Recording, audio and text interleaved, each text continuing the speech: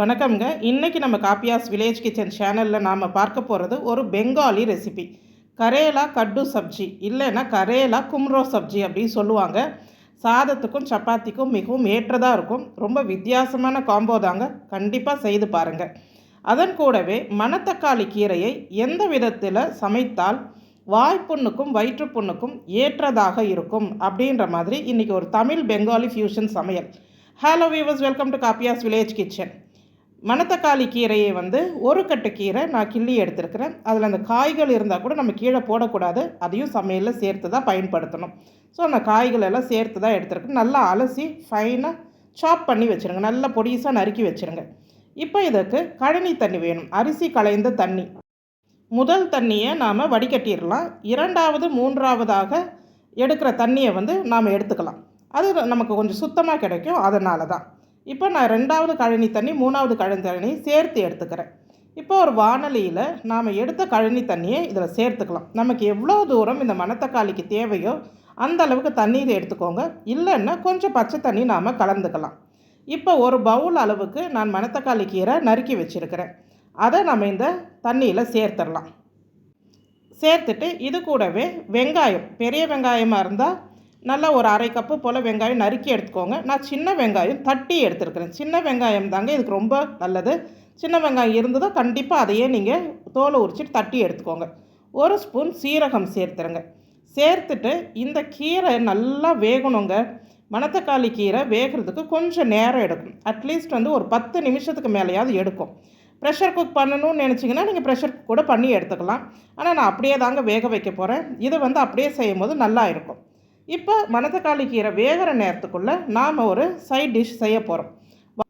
வானலி சூடு பண்ணி ஒரு 3 ஸ்பூன் அளவுக்கு கடுகு எண்ணெய் சேர்த்துடணும். கடுகு எண்ணெய் தான் பெங்காலி சமையலுக்கு முக்கியமானது. இல்லைன்னா நீங்கள் குக்கிங் ஆயில் எதுனாலும் சேர்த்துக்கோங்க. சேர்த்துட்டு கொஞ்சமாக ஒரு அரை ஸ்பூன் கடுகு, 1/4 ஸ்பூன் கருஞ்சீரகம், ஒரே ஒரு வரமிளகாய் சேர்த்துருங்க. கருஞ்சீரகம் கடுகு எண்ணெயும் சேர்ந்துட்டால் அந்த மணமும் சுவையும் பெங்காலி சமையல்னு சொல்லிடலாங்க. அந்த அளவுக்கு அதில் முக்கியம். இப்போ கடுகு பொரிஞ்சதும் ஒரு பவுல் அளவுக்கு பாகற்காய் நறுக்கி வச்சுருக்கிறேன்.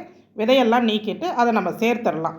பாகற்காய் அவங்க என்ன பண்ணுவாங்கன்னா கொஞ்சம் உப்பு மஞ்சள் தூள் சேர்த்து நல்லா பிசைஞ்சு அந்த தண்ணியை வடித்து எடுத்துருவாங்க, கசப்பு தன்மை போகிறதுக்காக. நாம் அப்படி எடுக்கணும்னு அவசியம் இல்லை. சில பேர் அப்படியே தான் வதக்குவாங்க. நான் அந்த பாகற்காயை சேர்த்துட்டு ஒரு 6-7 நிமிஷம் நல்லா வதக்கிட்டேன். ஏன்னா நாட்டு பாகற்காய் கசப்பு இருக்கும். அதனால் ஒரு 6-7 நிமிஷம் கொஞ்சம் உப்பு சேர்த்து நல்லா வதக்கிடுங்க. இந்த பாகற்காய் ஓரளவுக்கு ஒரு 60% வதங்கிடணும். இப்போ ஒரு பவுல் அளவுக்கு பரங்கிக்காய், அதாவது மஞ்சள் பூசணிக்காய் சொல்கிறோம் இல்லையா, அந்த பரங்கிக்காயை நாம் இது கூட சேர்த்துக்க போகிறோம். இதை கொஞ்சம் பெரிய பெரிய துண்டுகளாக நறுக்கிக்கோங்க. பாகற்காய் கொஞ்சம் சின்ன துண்டுகளாக நறுக்கிக்கலாம்.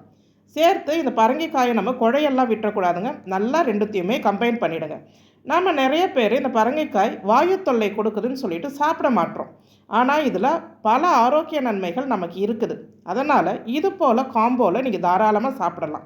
இப்போ இதில் கொஞ்சமாக மஞ்சள் தூள், அரை ஸ்பூன் வெறும் மிளகாய் தூள் சேர்த்துக்கோங்க. நான் ஒரு அரை ஸ்பூன் காஷ்மீரி மிளகாய் தூள் சேர்த்துக்கிறேன். உங்களுக்கு விருப்பம் இருந்தால் சேர்த்துக்கோங்க, இல்லைன்னா தேவையில்லை. சேர்த்து நல்லா கிளறி விட்டுடுங்க. இதை மூடி போட்டு ஒரு 2-3 நிமிஷத்துக்கு, ரொம்ப நேரம் வேக விடக்கூடாது, மிதமான தீயில் ஒரு 3-4 நிமிஷம் அப்படியே விட்டுருங்க.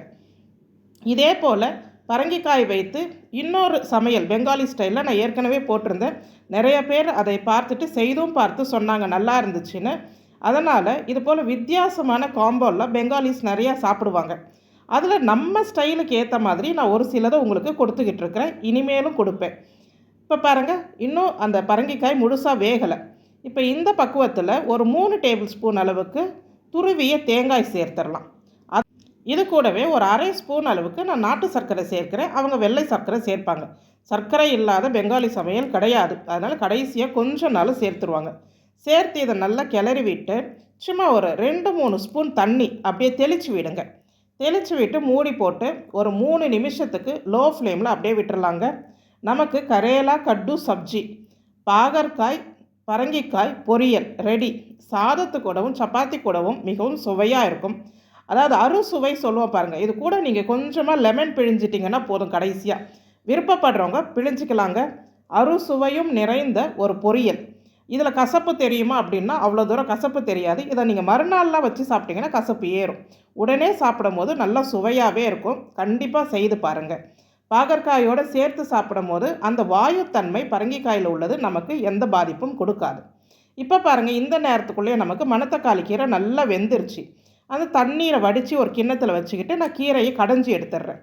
இப்போ ஒரு மிக்ஸி ஜாரில் 1 ஸ்பூன் மிளகு, 1 ஸ்பூன் சீரகம், இது கூடவே ஒரே ஒரு காஞ்ச மிளகாய் கிள்ளி சேர்த்துக்கிறேன். சேர்த்துட்டு ஒரு 5-6 பல்லு பூண்டு தோலோடு அலசிட்டு சேர்த்துக்கோங்க. இதை ஒரு பேஸ்ட்டாக அரைச்சி எடுத்துகிட்டு வந்துடலாம். இப்போ வானலியை நம்ம அடுப்பில் வச்சிடலாம். கீரை கடைஞ்சதை நம்ம வடிகட்டுன்னு அந்த கீரை சாறுமே இதில் சேர்த்துடலாம். நான் கொஞ்சம் சாறு சூப் மாதிரி குடிக்க எடுத்து வச்சுக்கிறேன். மிச்சத்துக்கு நாம் தண்ணி கலந்துக்கலாம். இப்போ நாம் கொரகொரப்பாக அரைச்ச மிளகு சீரகம் பேஸ்ட் அதில் சேர்த்துடலாம். ஒரு 1/4 கப் அளவுக்கு புளி தண்ணி, ரொம்ப திக்கான புளி தண்ணிலாம் இல்லைங்க, கொஞ்சமாக தான் புளி தண்ணி சேர்க்கணும். இது புளிப்பு இல்லைங்க, கடைசி தண்ணின்றதுனால நான் கொஞ்சம் புளி தண்ணி சேர்த்துருக்குறேன். ரொம்ப புளிப்பு இதில் சேர்த்துடக்கூடாது. மிச்சத்துக்கு நாம் தண்ணீர் தான் சேர்த்துக்கணும். அதாவது இந்த மணத்தக்காளி கீரை ரசம் இதுக்கு எவ்வளோ தூரம் உங்களுக்கு அந்த தண்ணீர் கன்சிஸ்டன்சி வேணுமோ அதுக்கேற்ற மாதிரி சேர்த்துருங்க.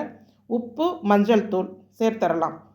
பெருங்காயம் நான் வறுத்து பொடி பண்ணி வச்சுருப்பேன், அதில் ஒரு 1/2 ஸ்பூன் அளவுக்கு சேர்த்துட்றேன். இப்போ இந்த மணத்தக்காளி கீரையில் இப்போ நம்ம சேர்த்துருக்க பொருளெல்லாம் பச்சை வாசனை போகிற அளவுக்கு கொதி வந்ததும் ஒரு 3 நிமிஷம் போல் நல்லா கொதிக்க விடுங்க.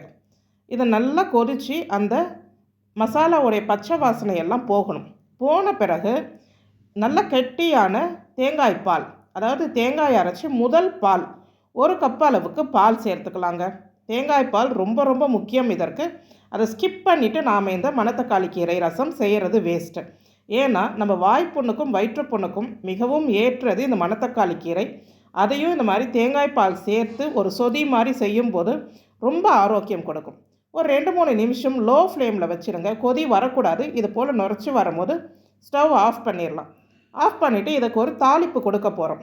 ஒரு வாணலி வச்சு ஒரு ஸ்பூன் எண்ணெய் சேர்த்துக்கலாம். எண்ணெய் சேர்த்துட்டு கொஞ்சமாக கடுகு, நான் வெங்காயம் வடாம் சேர்த்து தாளிக்க போகிறேன். நீங்கள் வடகம் இருந்தால் தாராளமாக சேர்க்கலாம், நல்ல மனம் கொடுக்கும்.